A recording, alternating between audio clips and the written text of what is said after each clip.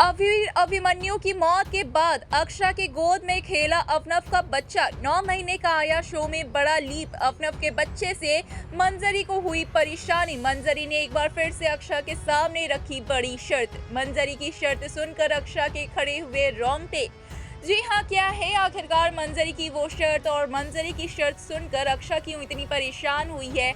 आखिरकार upcoming track में आपको क्या कुछ देखने को मिलेगा? शो में कौन से नए ट्विस्ट एंड टर्न्स आएंगे? चलिए आज की इस वीडियो में हम आपको सारी बातें बताते हैं, लेकिन उससे पहले बता दें ये सारी खबरें बेबुनियादी नहीं है। ये सारी बातें ऑन लोकेशन शूटिंग के दौरान पाई गई खबरों पर आधारित है। हम आपको वही बताते हैं जो कि हम देखते हैं एक्टर एक्ट्रेस को शूटिंग करते हुए।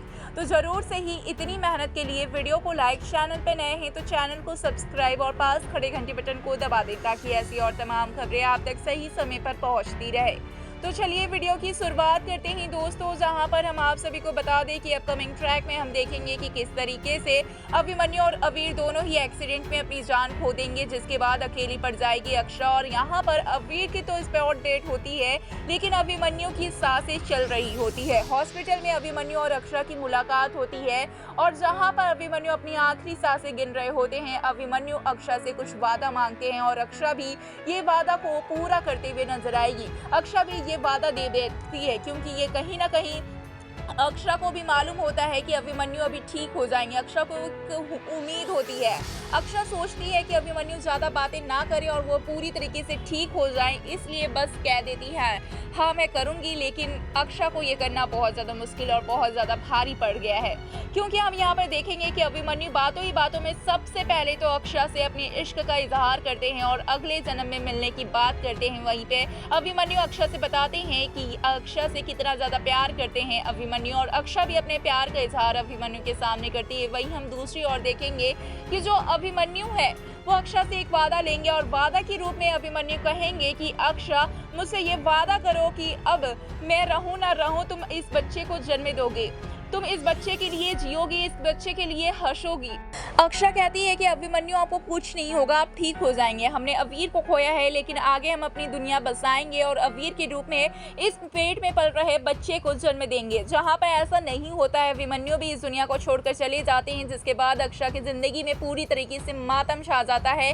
अवनव के मौत के बाद अवनव जो कि अक्षरा के बहुत ही करीब थे, उसके बाद अवीर और अभिमन्यु दोनों को एक साथ खो देती है अक्षरा और अक्षरा के जिंदगी में पूरी तरीके से काला अंधेरा होता है। अक्षरा की जिंदगी अब बर्दाश्त करने के लायक नहीं होती है। अक्षरा ये कई बार सोचती है कि वो खुद को खत्म कर लेगी, इस दुनिया में नहीं रहेगी, लेकिन फिर अक्षरा को याद आता है कि अक्षरा ने अभिमन्यु से एक वादा किया था और इस वादे में बन चुकी है अक्षरा।